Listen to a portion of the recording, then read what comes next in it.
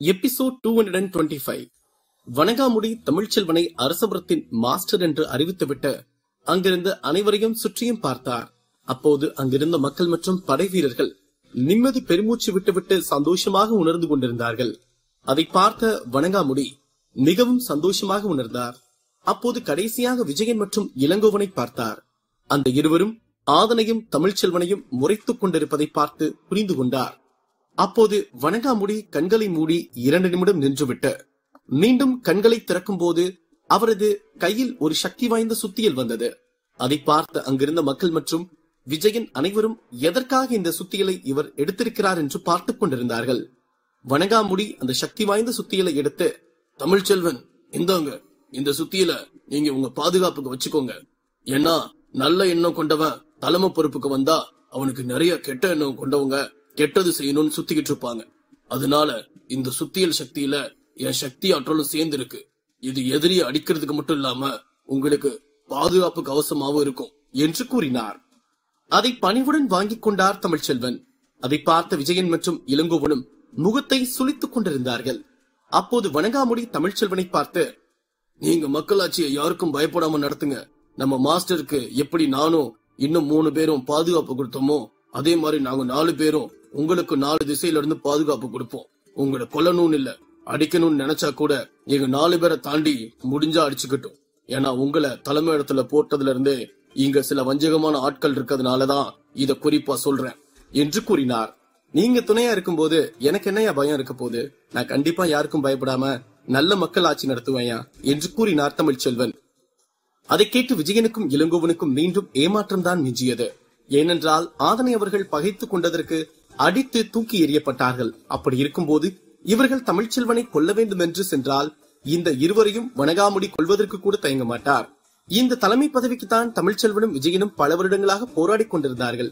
ஆனால் இந்த 15 நாட்களுக்கு முன்பு வந்த ஆதனுக்கு இந்த பதவி கிடைக்கும் என்று தமிழ்ச்செல்வன் கூட நினைக்கவே இல்லை என்பதுதான் உண்மை. அங்கிருந்த மக்கள் மற்றும் அரசபுரத்தின் வீரர்கள் ஆதனின் சக்தியை நேரில் பார்க்காமல் இருந்திருந்தால் நிச்சயம் இதை நம்பியிருக்கவே மாட்டார்கள். ஏனென்றால் வருங்காலத்தில் அரசபுரத்தின் தலைமை பொறுப்பிற்கு ஒரு முதல் எக்ஸ்பர்ட் லெவல் சக்தியில் இருக்கும் நபர் நியமிக்கப்படுவார் என்ற பேச்சு வழக்கில் யார் சொல்லியிருந்தாலும் அது நம்பியிருக்க முடியாது. ஆதனின் சக்தியை நேரில் பார்த்ததால் தான் அங்கிருந்த வீரர்கள், மக்கள் மற்றும் அனைவரும் ஆதனின் வருங்கால ஆட்சியை காண சந்தோஷமாக காத்துக் கொண்டிருந்தார்கள். தமிழ்ச்செல்வனுக்கு தலைமை பொறுப்பு கிடைத்தாலும் அவர் ஆதனை தான் மாவீரன் போல் பார்த்துக் கொண்டிருந்தார். அத்துடன் அவர் திரும்பி அங்கிருந்த விஜயனை பார்த்து ஏளனமாக ஒரு சிரிப்பு சிரித்தார். விஜயன் கெட்ட எண்ணத்தோடு இருந்ததால் அவன் முதலில் அனைவரையும் அடக்கி வைத்துக் கொண்டு ஆளுமை செய்து கொண்டிருந்தார். இப்போது முக்கிய பதவி வரும்போது அடக்கப்பட்டது மட்டுமின்றி ஒதுக்கப்பட்டும் இருக்கிறார். பதவி போதை இல்லாமல் மக்கள் நலத்தை பார்த்த தமிழ்ச்செல்வன் முதலில் பல இடங்களில் அவமானப்படுத்தப்பட்டாலும் இப்போது மாஸ்டர் பொறுப்புக்கு வந்து நல்ல முறையில் மக்களுக்கு நல்லது செய்ய காத்துக் கொண்டிருக்கிறார். வணங்காமுடி அங்கிருக்கும் மக்கள் மற்றும் வீரர்களை பார்த்து, உங்க எல்லாத்துக்கும் நான் ஒரு விஷயம் சொல்லணும்னு விரும்புறேன். அது என்னதான் தமிழ்ச்செல்வன் இப்போ அரசபுரத்தோட தற்காலிக மாஸ்டரா பொறுப்புக்கு வந்தாலும் நீங்க ஆதனை பார்க்கும் போதெல்லாம் ஒரு மாஸ்டர் கிட்ட எப்படி மரியாதை நடந்துக்குவீங்களோ அதே மாதிரிதான் நடந்துக்கணும். யாராவது ஆதன் கிட்ட அவமரியாதையா நடந்துகிட்டீங்கன்னா அவங்களை கடுமையா தண்டிக்கிறது மட்டும் இல்லாம மரண தண்டனையும் கொடுக்கப்படும். நான் சொல்றது எல்லாருக்கும் புரிஞ்சதா? தண்டிக்கிறது மட்டுமல்ல, மரண தண்டனை கூட கொடுப்பேன் என்று உரக்க குரலில் கூறினார். அதை கேட்ட மக்கள் 1 நிமிடம் உறைந்து போனார்கள். மரண தண்டனை கூட கிடைக்குமா? ஆத்தாடி ஆத்தா, நான்லாம் ஆதாயம் முன்னாடி வந்தானா அப்படியே நீட்டி படுத்துடுவேன். ஏன்னா நமக்கு உயிர் தான் முக்கியம் என்று கூறினான் ஒருவன். அப்போது அவருக்கு அருகில் இருந்த நண்பன், ஓஹோ, அப்படியே கீழ் நீட்டி படுத்து ஆதனையாவோட காலை வாரி விட்டுருவேன்னு சொல்ல வர்ற இல்லையா என்று கிண்டலாக கூறினான். ஏண்டா டே, நான் எப்படா அப்படிலாம் சொன்னேன்? அது இருக்கட்டும், நீ ஏன்டா திடீர்னு அவர் ஐயான்லாம் சொல்ற? அதுக்குள்ள அப்படியே மாத்திட்டீங்களேடா என்று கூறினான் அந்த நபர். ஆமாப்பா, உயிர் முக்கியம்ல என்று சிரித்துக் கொண்டே கூறினான் அவரது நண்பன். இருவரும் பேசிக் கொண்டிருப்பதை பார்த்து உறைந்து போன மக்கள் சிரித்துக் கொண்டிருந்தார்கள். இருப்பினும் அங்கிருந்த மக்கள் வணங்காமுடியை பார்த்து சரிங்கய்யா என்று சத்தமிட்டு கத்தினார்கள். அங்கிருந்த மக்களுக்கும் வீரர்களுக்கும் இதுதான் அரசபுரத்தின் விதிமுறைகள் என்று நன்றாக தெரியும்.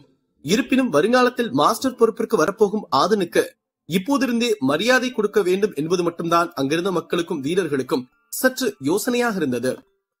இருப்பினும் அதை பழக்கப்படுத்திக் கொள்ளவும் ஆதனை நினைவில் வைத்துக் கொள்ளவும் தான் வணங்காமுடி இப்படி செய்திருக்கிறார் என்று அங்கிருந்த சில மக்கள், சில எக்ஸ்பர்ட்களும் புரிந்து கொண்டார்கள்.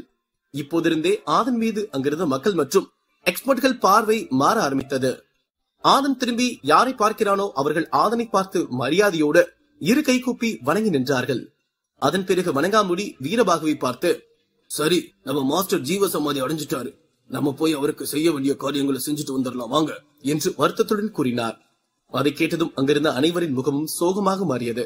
அவர்கள் ஒருவருக்கு பின்னால் ஒருவர் என்று அமைதியாக தலை குனிந்தவாறே வந்து அந்த குகைக்கு வெளியே நின்றார்கள். மாஸ்டர் இறந்து போவதற்கு முன்பு அவரது முழு சக்தியையும் அந்த 9 லைட் ரேஸிற்கு கொடுத்தார். அதில் நன்னன், புலிச்செல்வன், வேந்தன் மற்றும் தருண் என்று மாவீரர்கள் அனைவரையும் சமாளித்து ஆதன் வென்றது அங்கிருந்த அனைவருக்கும் வியப்பாக இருந்தது. இருப்பினும் மாஸ்டரின் கணக்குப்படி ஆதன் தான் அந்த ஆற்றல் சக்திக்கு சொந்தக்காரன் என்பதால் அவன் அந்த சக்திகளை தனக்குள் எடுத்துக்கொண்டு ரகசிய இடத்திலிருந்து வெளியே வந்தான். அதன் பிறகு ஆதனுக்கும் விஜயனுக்கும் ஆரம்பித்த சண்டை அப்படியே விஜயனுக்கும் தமிழ்ச்செல்வனுக்கும் என்று மாறியது. அதன் முடிவில் விஜயன் வெல்ல வரும்போது வணங்காமுடி வந்து விஜயனையும் அவனது போலி படை வீரர்களையும் வீழ்த்தி தர்மத்தை நிலைநாட்டினார். அதன் பிறகு தமிழ்ச்செல்வனுக்கு தலைமை பொறுப்பு கொடுக்கப்பட்டது. ஆதனுக்கு வருங்கால மாஸ்டர் பொறுப்பு கொடுக்கப்பட்டது. இதையெல்லாம் வணங்காமுடி ஒற்றையாளாக நின்று அனைத்தையும் செய்து முடித்தார். ஏனென்றால் அவரது சக்தி அங்கிருந்து அனைவரும் ஒன்றுபட்டு அடித்தால் கூட உடைத்தெறியும் சக்தி ஆற்றல் கொண்டவர் வணங்காமுடி. இந்த மார்ஷியல் ஆர்ட்ஸ் உலகத்தில் சக்தி வாய்ந்தவரின் வார்த்தைகள் தான் மதிக்கப்படும். அதற்கு இன்று வணங்காமுடியின் திடீர் வருகையும் முடிவுகளும் தான் மிகப்பெரிய உதாரணமாகும். அங்கிருந்த அரசுபுரத்தின் மக்கள் மற்றும் எக்ஸ்போர்ட்கள் அனைவரின் முன்பும் இறந்து போன மாஸ்டரின் உடல் அந்த குகைக்குள்ளேயே புதைக்கப்பட்டது. அவருக்கு செய்ய வேண்டிய மரியாதைகளும் அனைவரும் செய்தார்கள். விஜயனும் இளங்கோவனும் பதவிக்கு ஆசைப்பட்டுக் கொண்டு இருந்தாலும் அவர்களால் தங்களது மாஸ்டர் இறந்து ஜீவசமாதி அடைந்ததை பார்த்து கண்ணீர் விடாமல் இருக்க முடியவில்லை. அவர்கள் இருவரும் மாஸ்டரை பார்த்து கத்தி கதறி அழுதார்கள். அதை பார்த்து அங்கிருந்த ஆதன், தமிழ்வாணன், தமிழ்ச்செல்வன், வணங்காமுடி மற்றும் அங்கிருந்த அனைவரும் அதை பார்த்து கண்ணீர் விட்டுக் கொண்டிருந்தார்கள். மாஸ்டருக்கு செய்ய வேண்டிய எல்லா மரியாதையும் செய்து முடித்த பிறகு மக்கள் அனைவரும் கண்ணீரோடு அவரவர் வீட்டுக்கு சென்றார்கள். இந்த இடத்தில் இப்போது வணங்காமுடி, வீரபாகு, ஆதன், தமிழ்ச்செல்வன், தமிழ்வாணன், விஜயன், இளங்கோவன் மற்றும் வனிதா நின்று கொண்டிருந்தார்கள். விஜயனுக்கு ஆதனை பார்க்கும் போதெல்லாம் கோபம் வந்தது. இருப்பினும் அவரால் அவனை எதுவும் செய்ய முடியாமல் கோபத்தை கட்டுப்படுத்திக் கொண்டு நின்று கொண்டிருந்தார். ஏனென்றால் ஆதனால் தனது மகன் மற்றும் மகள் இருவரும் தாக்கப்பட்டதோடு அவரது பல வருட மாஸ்டர் பதவியின் ஆசையும் பறிபோனது. வேந்தன் இறந்திருந்தால் கூட இவ்வளவு வழியை உணர்ந்திருக்க மாட்டான். ஆனால் அவன் பாதி நெருப்பில் வந்து சுயநினைவோடு இருப்பதை பார்க்கும் போது விஜயனுக்கு மிகவும் வேதனையாக இருந்தது. வேந்தன் ஆதனை கோபமாக பார்த்துக் கொண்டிருந்தான். அவனுக்குத்தான் எப்படி ஆதனிடம் தோற்று போனோம் என்று இன்னும் எண்ணிக்கொண்டிருந்தான். எப்போதும் தன்னையும் தனது தந்தையான விஜயனையும் எதற்கும் யாராக இருந்தாலும் அவர்கள் இருவரும் அடித்து துன்புறுத்தப்பட்டு கொல்லப்படுவார்கள். ஆனால் இன்று அவனும் அவனது தந்தையும் தான் அவமானப்பட்டு நின்று கொண்டிருந்தார்கள். வனிதாவும் ஆதனை பார்த்துக் கொண்டு இருந்தால் அவளுக்கு ஆதனை பார்த்து கோபப்படுவதா அல்லது வியப்பாக பார்ப்பதா அல்லது வெறுப்புடன் பார்ப்பதா என்று அனைத்து உணர்ச்சிகளிலும் குழப்பம் மனதில் ஓடிக்கொண்டிருந்தது. ஏனென்றால் ரகசிய இடத்தில் நுழையும் போது ஆதனை எல்லாம் ஒரு வீரனாக அல்ல மனிதனாக கூட மதிக்காத வனிதா இப்போது வருங்கால மாஸ்டர் என்று வணங்காமுடி அறிவித்ததும் அதை இங்கிருந்த அரசுபுரத்து மக்களும் வீரர்களும் கொண்டாடுவதை பார்க்கும் போது அவளால் நம்பவே முடியவில்லை என்பதுதான் நிதர்சனமான உண்மையாகும். இப்படி அங்கிருந்த ஒவ்வொருவருக்கும் ஆதன் மீது ஒவ்வொரு விஷயம் மனதில் ஓடிக்கொண்டிருந்தது. ஆதனும் அங்கிருக்கும் அனைத்து இடங்களையும் சுற்றி சுற்றி பார்த்துக் கொண்டிருந்தான். அப்போது அங்கு வந்த வணங்காமுடி ஆதனை பார்த்து, ஆதன், இங்க என் கூட வா, நம்ம ஒரு இடத்துக்கு போயிட்டு வரலாம் என்று கூறினார். அதை கேட்டு ஆதனும் அவரை பின்தொடர்ந்து சென்றான். அவர்கள் இருவரும் ஒரு பாதுகாப்பான இடத்திற்கு சென்றார்கள். அங்கு காடுகள் சூழ்ந்திருந்தது. அங்கு எந்தவிதமான சத்தங்களும் இல்லாமல் அமைதியாக இருந்தது. அந்த இடத்தில் சில குருவிகளின் சத்தம் மட்டும், அங்கு ஏதாவது காட்டு மிருகங்கள் நடந்து வந்தால் அதன் காலடி சத்தங்கள் என்று அது மட்டும் கேட்டுக்கொண்டிருந்தது. அப்போது அங்கு ஒரு யானை வந்து அவர்களது வழியை மறித்து நின்றது. அது மிகவும் சக்தி வாய்ந்த யானை. அது சுமார் 30 to 40 அடி உயரம் இருந்தது. அது 9வது பீஸ் லெவல் சக்தியில் இருந்தது. அதை பார்த்த ஆதன் அப்படியே பயந்து போய் நின்று விட்டான். அந்த யானையை பார்த்த வணங்காமுடி ஏதும் பேசாமல் அப்படியே நின்று அந்த யானையை பார்த்துக் கொண்டிருந்தார். மறுபக்கம் சோமன் அந்த அரசபுரத்து மலைக்கு அடிவாரத்தில் நின்று கொண்டு ஆதன் வருவான் வருவான் என்று வழியை பார்த்து நின்று கொண்டிருந்தான். அவன் வழியில் வரும் அனைவரையும் பார்த்து கொண்டே இருந்தான். இந்த ஆதன் மேல என்னதான் பண்ணிட்டு இருக்கான்னு தெரியலடா மொட்டத்தலையா, இவ்வளவு நேரம் அவனை மேல வச்சு என்ன பண்ணிட்டு இருப்பாங்க என்று கேட்டான் சோமன். அதை கேட்ட வேங்கையன், ஏன்பா சோமனே, நானும் உன் கூட தானே இருக்கேன், எனக்கு மட்டும் எப்படி தெரியும் என்று கேட்டான். ஏன்பா வேங்கையா, அது இருக்கட்டும், நீ முடி வளராம மொட்டை ஆயிட்டியா இல்ல முடி வேண்டான்னு மொட்டை அடிச்சிட்டியா என்று கிண்டலாக கேட்டான் சோமன். அதை கேட்டு அங்கு சோமனுக்கு பக்கத்தில் இருந்த அனைவரும் சிரித்தார்கள். அதை பார்த்த வேங்கையன், டேய் சோமனே, நான் ரகசிய இடத்துல ஆத அளவுக்கு இல்லைனாலும் ஓரளவுக்கு இமேஜ் உருவாக்கி வச்சிருக்கேன்டா. நீ இப்படி எல்லாம் கேள்வி கேட்டு அதை சுக்குநூறா உடைச்சிடாதடா பிளீஸ்டா என்று கூறினான். சோமனும் சிரித்துவிட்டு, நான் கேட்ட கேள்விக்கு இது பதில் இல்லையே என்று கூறினான். ஐயோ ஆதனே, நீ எப்படா இந்த சோமன் கூட இத்தனை நாளா இருந்த? இந்த கொஞ்ச நேரத்திலேயே பல இக்கட்டான கேள்விகளை கேட்டு திக்குமுக்கு தெரியாம நிக்க வைக்கிறான். இதுக்கு ஏதாவது ஒரு வழி செய் மச்சான் என்று நினைத்தான் வேங்கையன். அப்போது அந்த மலையில் இருந்து மகிழன் இறங்கி வந்து கொண்டிருந்தான். அவன் சோமனை பார்த்துவிட்டு, டே சோமனே, நீங்க என்ன ஊருக்கு போலையா? ஓ, ஆதனையா மேல இருக்காரு, அப்புறம் எப்படி நீ இங்க இருந்து கிளம்புவ என்று கூறினான். அதை பார்த்த வேங்கையன், அப்பாடா, சோமன் கிட்ட இந்த பையன் மாட்டிக்கிட்டான், நம்ம தலை தப்பிச்சிச்சு என்று நினைத்து விட்டு அங்கிருந்து தள்ளி நின்றான். அதை பார்த்த சோமன், அப்படியெல்லாம் உன்னை விட்டுற மாட்டேன், இரு இவங்கிட்ட பேசிட்டு வந்து உன்னை பாத்துக்கிறேன் என்று கூறிவிட்டு மகிழனை பார்த்து, டே என்னடா மகிழா, மேல இருக்க வரைக்கும் ஆதனை அவன் பேசிட்டு இருந்த, இப்ப ஐயான்லாம் சொல்ற, நாங்க வந்ததுக்கு அப்புறம் உன்னையும் ஆதம் புடிச்சு ஒரு வாங்கிட்டானா என்று கிண்டலாக கேட்டான். அதை கேட்டு வேங்கையன், ஓ இவன் எல்லாத்துக்கிட்டையும் இப்படிதான் பேசுவானா? அப்ப இந்த 16 நாள் பாவம் இந்த பையன் தான் சோமன் கிட்ட மாட்டிக்கிட்டு முழிச்சிட்டு இருந்திருக்கானா என்று நினைத்தான்.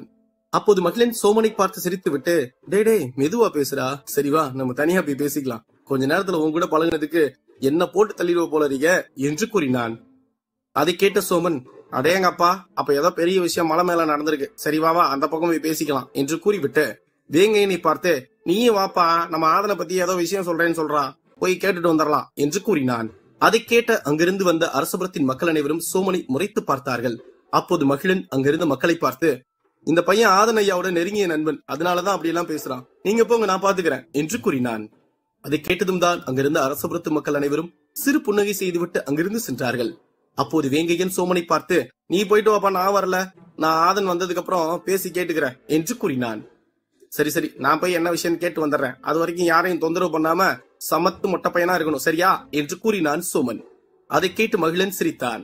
அப்போது வேங்கையின் சோமனை பார்த்து, நீ அவனை மொக்க போட்டா இருக்காமறாடே, நான்லாம் அமைதியா தான் இருப்பேன் என்று தனக்குள் முணுமுணுத்தான். அதை கேட்டு சிரித்துக் கொண்ட சோமன் மகிழனோடு யாரும் இல்லாத இடத்திற்கு நடந்து சென்றான். வேங்கையனும் சோமனை பார்த்து சிரித்து விட்டு, இவன் ரொம்ப வெகுளியா இருக்கான், ஆனா நல்ல மனசு இருக்கு என்று நினைத்தான். ஆதன் சந்திக்க போகும் அதிர்ச்சி என்ன? வணங்காமுடியை தாக்க போகும் நபர்கள் யார்? அடுத்தடுத்து கதைக்களத்தில் காத்திருக்கும் சுவாரஸ்யமான சம்பவங்கள் என்ன? எபிசோட் 226. மகிழன் சோமனை அழைத்துக் கொண்டு ஓரமாக சென்று அங்கு சுற்றியும் யார் இருக்கிறார்கள் என்று பார்த்துக் கொண்டிருந்தான். அப்போது அதை பார்த்த சோமன், என்னடா இந்த இடத்துக்கு வேற யாரையும் வர சொல்லிருக்கியா, ஏன் இப்படி தேடிக்கிட்டு இருக்க என்று கேட்டான். டேய் கொஞ்ச நேரம் அமைதியா நில்லுடா என்று மகிழன் கூறிவிட்டு மீண்டும் ஒருமுறை அங்கிருந்த அனைவரையும் சுற்றி பார்த்து விட்டு சோமனை பார்த்து, மச்சான் உனக்கு மலை மேல என்ன நடந்துச்சுன்னு தெரியணுமா என்று கேட்டான். டேய் என்ன கிண்டல் பண்றியா? அது தெரிஞ்சுக்கதானே நீ என்ன இங்க கூட்டிட்டு வந்து மீன் திருட போன பூனை மாதிரி அங்கேயும் இங்கேயும் சுத்தி சுத்தி பாத்துக்கிட்டு இருந்த என்று கேட்டான் சோமன். ஐயோ, அத சொல்ல வர்றதுக்குள்ள ஏன்டா இப்படி கவுண்டர் மேல கவுண்டர் போட்டு டார்ச்சர் பண்ற என்று சிரித்துக் கொண்டே கேட்டான் மகிழன். அதை கேட்ட சோமன், அதே கொஞ்ச நாளா சண்டை பிரச்சனைன்னு போயிட்டு இருந்ததுனால நம்ம ஒரு காமெடி கேரக்டர் இருக்கோம்னு மக்கள் மறந்துட்டாங்க, அதனாலதான் நான் பழைய சோமனை கொண்டு வந்துட்டேன் என்று கூறிவிட்டு சிரித்தான்.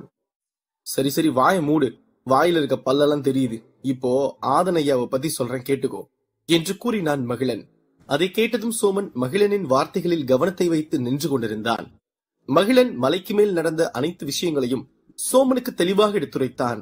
அதை கேட்ட சோமன் பேரதிர்ச்சி அடைந்தான். அத்துடன் பெருமகிழ்ச்சியும் அடைந்தான். அதை பார்த்து மகிழனும் சந்தோஷமாக உணர்ந்தான். அப்போது சோமன் மகிழனை பார்த்து, ஓஹோ, அதனாலதான் நீ ஆதனை ஐயான்னு சொல்லிட்டு இருக்கியா? அதுவும் இல்லாம நான் ஆதனை அவன் பேர் சொல்லி சொன்னதுனாலதான் உங்க அரசபுரத்து ஆளுங்கெல்லாம் மூக்க வடைச்சிட்டு முறைச்சாங்களா என்று கேட்டான். அதை கேட்ட மகிழன் சிரித்து விட்டு, ஆமா சோமனே, அதனாலதான் அவங்க உன்னை பார்த்து முறைச்சாங்க என்று கூறினான்.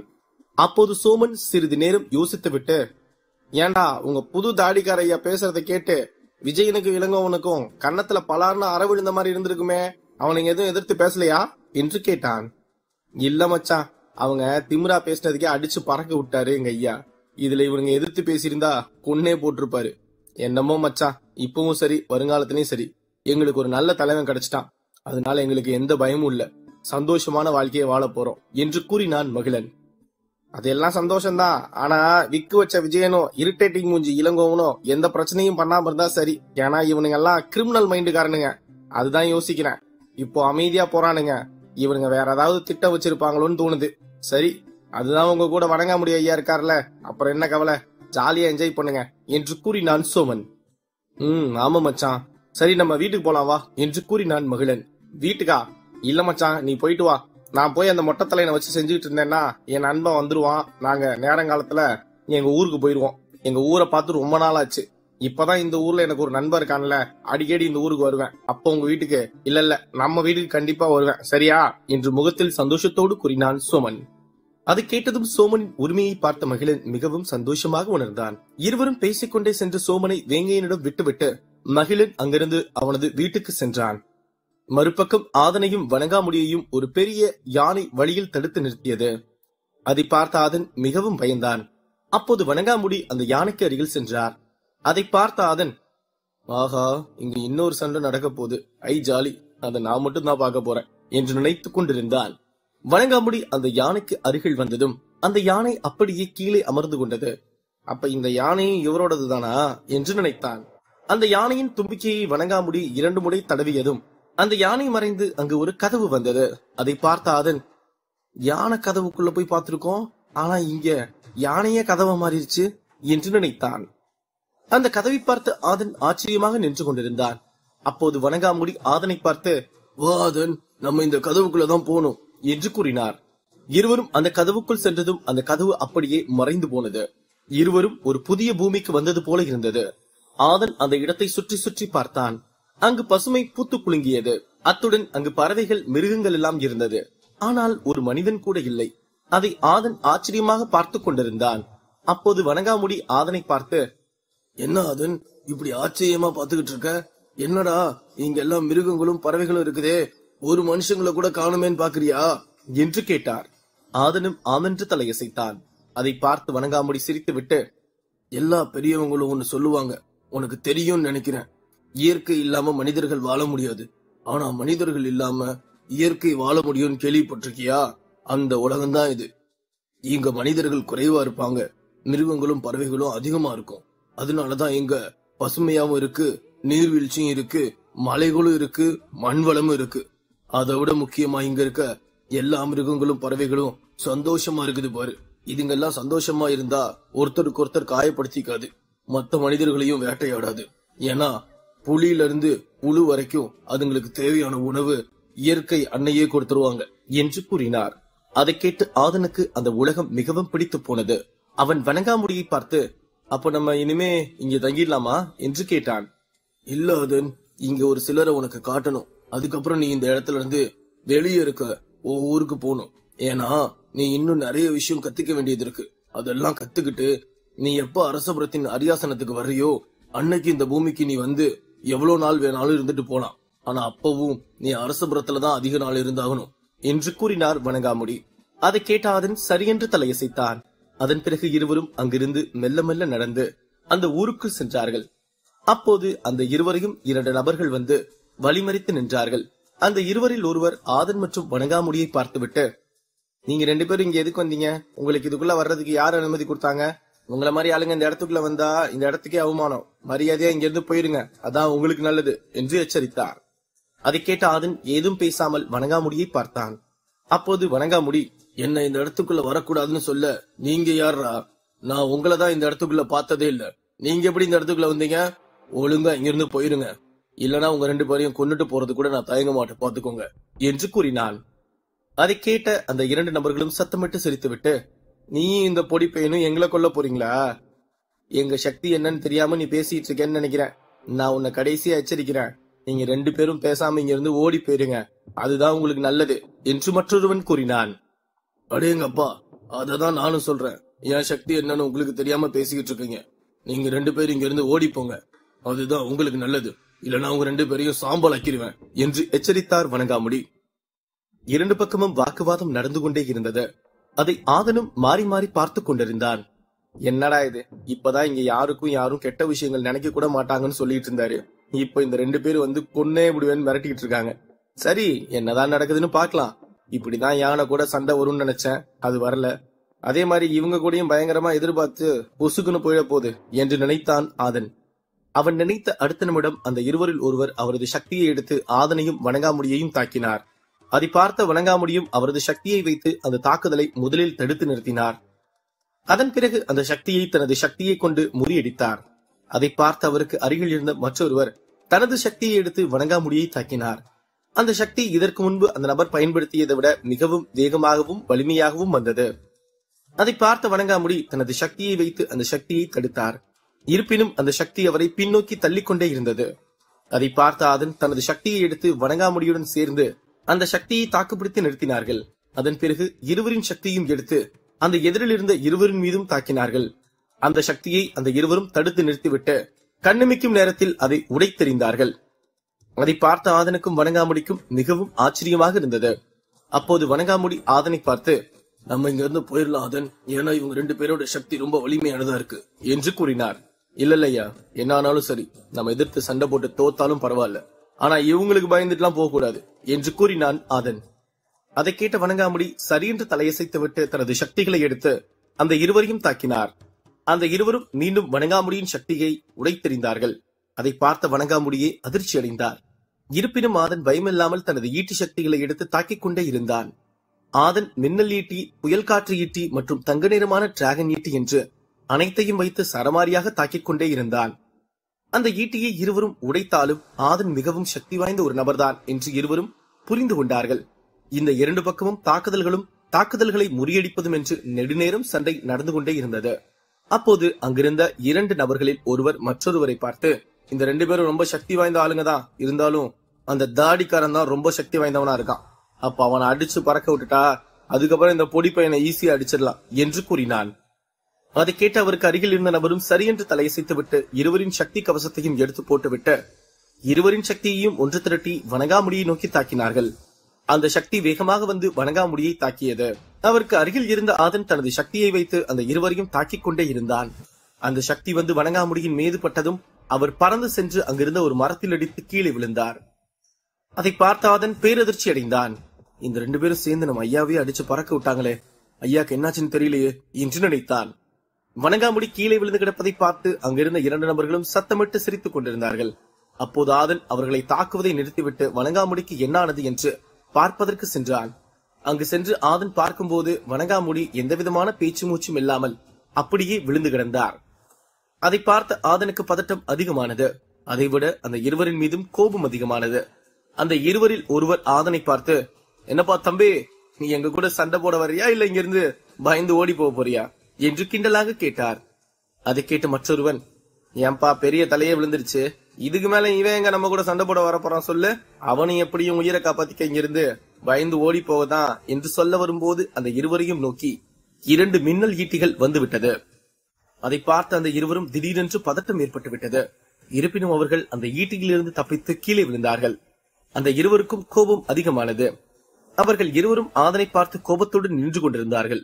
அப்போது அந்த இருவரில் ஒருவர், ஏ பொடிப்பையில, உனக்கு என்ன தைரியம் இருந்தா நீ எங்களே அடிப்ப என்று கூறிவிட்டு அவர்கள் இருவரும் இதற்கு முன்பு எந்த சக்தியை ஒன்று திரட்டி வணங்காமுடியை தாக்கினார்களோ அதே சக்தியை ஒன்று திரட்டி ஆதனையும் தாக்க தயாரானார்கள்.